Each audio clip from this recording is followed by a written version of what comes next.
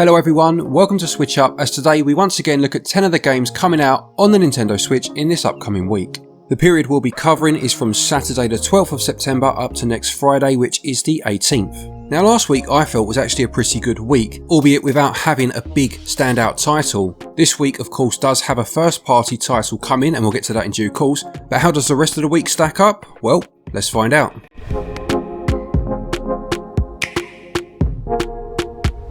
The first game of note this week comes out on the 15th, and this is Fight Crab. This is a 3D arena-based fighter where you take control of a crab, taking on other giant crustaceans in claw-to-claw combat, as the blurb calls it. You can use a variety of weapons as you fight to the death against your opponent. It says there is a campaign mode with 34 stages, 23 types of playable crab, 48 different weapon types, and 11 unique battle arenas. It has 1v1 and 2v2 online and local versus modes, the ability to level up your crab and recruit new crabs, and from what I've seen of it so far, I believe it is physics based, with you being able to take on each of the crab's individual limbs. Now I said in a video recently I am a huge fan of Godzilla, and any game that sees you fighting kaiju style through a city definitely gets my vote. At £17.99 though, I don't know if the novelty would wear off too quick, so I'm not sure about this one myself yet. Plus, as far as I understand, at the minute it only has a physical release in Asia, so again, that's a bit of a downer for me.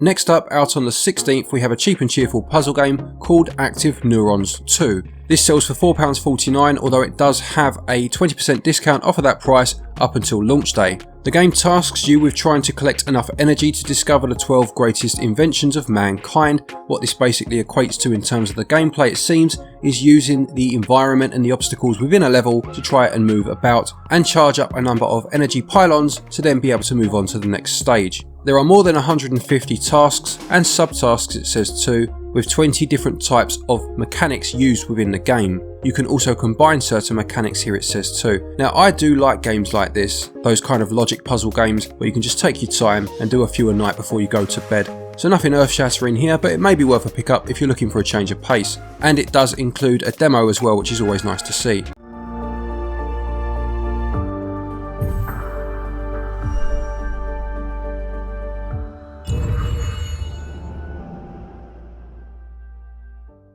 Also on the 16th then, there is a game called Flying Soldiers. This sells for £13.49, and when I first saw the screenshots I assumed it was some sort of tower defense game. However, it seems that rather than defending a base, you are actually trying to get your crew across to the end goal, laying down various objects and obstacles to try and get them to avoid traps and dangers. I suppose in some respects it's a bit like a 3D version of ChuChu Rocket, where you had that time beforehand to lay down what you needed to, and then you pressed go and saw if it worked. Judging by the trailer, it also looks as if there are medals to try and get as well, just to push you to go back and perfect a level. This doesn't look too bad actually. I was a big fan of ChuChu Rocket back in the day, so if it is anything like that, which I suspect to an extent it may be, then it may be worth keeping half an eye on.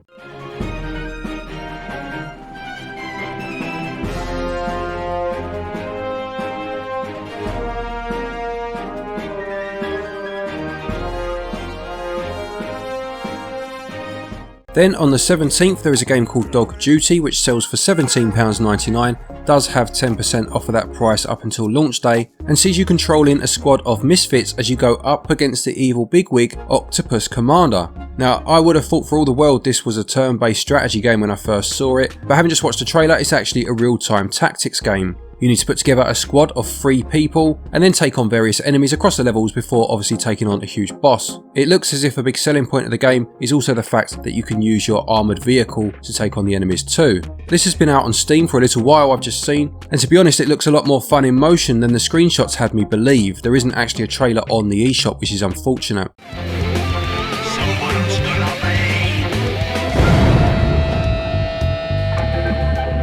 Also on the 17th we have a game called Endurance Space Action, which sells for £7.99. This game is a one-man effort made by Ivan Panasenko, sincere apologies if I got your name wrong, and fair play to anyone that does that.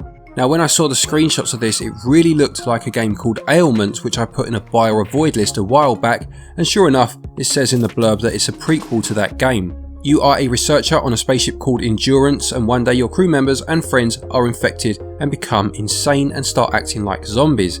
You need to survive and find out what's happened to the crew. If it's anything like the other game, you'll basically be traversing the ship, finding key cards, taking on the enemies, before moving on to another room, making your way further into the spaceship. Although this one also mentions roguelike elements, which I don't think the first one had. If you've played Ailman and you liked it, this is going to be more of the same by the looks of it. If you haven't, I'll stick the link to that particular Buy and Avoid in the top pinned comment. It may give you some sort of idea as to what this one's going to be like.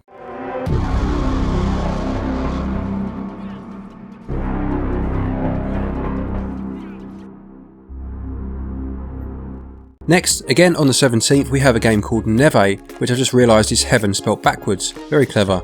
This sells for £10.79. Again, it does have a pre-order discount, 20%, although this one actually lasts until the 7th of October.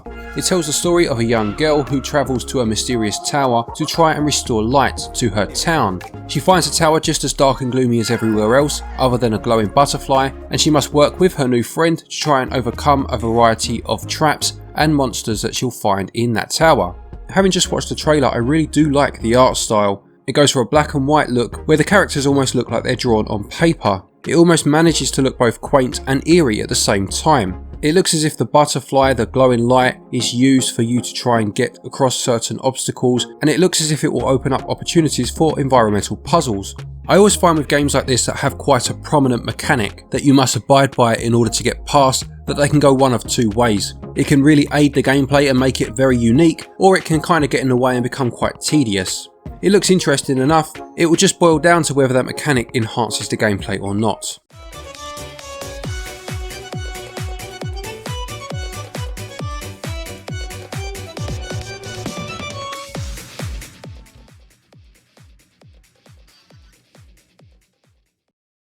Then we have Vampire Falls Origins, which is a 2D open world RPG with tactical combat. You get to create a character, choose your bloodline and then venture out into the world. This game has mobile roots and has been on Steam for a little while as well, although it has been well received everywhere else it's been. It's selling for £8.99, and from what I've heard gameplay wise it's a bit like Diablo, albeit with a different take on combat.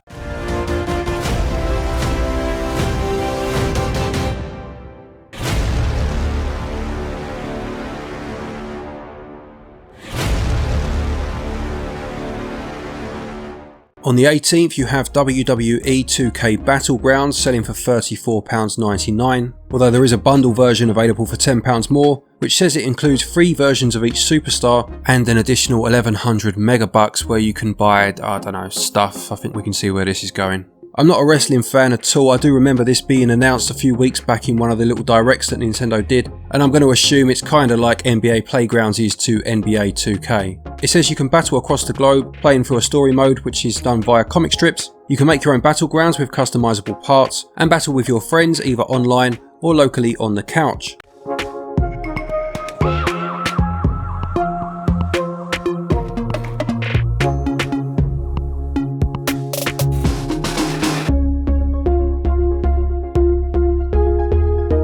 The penultimate game for the week is Journey of the Broken Circle, releasing on the 18th and selling for £7.20. This, it says, is a fun and vibrant trip about life, love, fulfillment and existentialism. You gain new power-ups from the relationships you make and will meet fascinating characters on the way. It says it's about 4 to 5 hours long, and the partners that you meet and pair up with bring their own abilities that will then let you overcome obstacles. I don't know if that means there's a bit of replay value there depending on who you pick.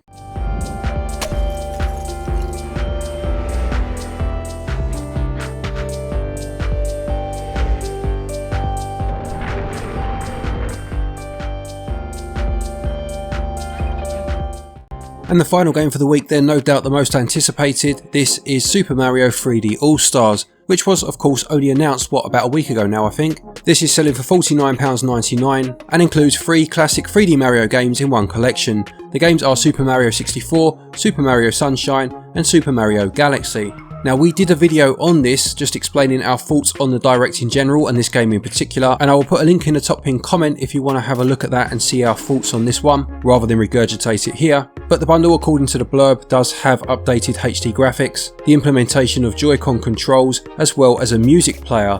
It does really worry me that it doesn't mention it's updated the camera controls, especially for Mario 64. That would have made this an insta buy for me. Without that, I'm kind of unsure. If you are interested though, it's available for a limited time only until the 31st of March next year, and that includes both physical and digital versions. Like I said, if you do want to know more about our thoughts on this collection, check out that link in the top pinned comment.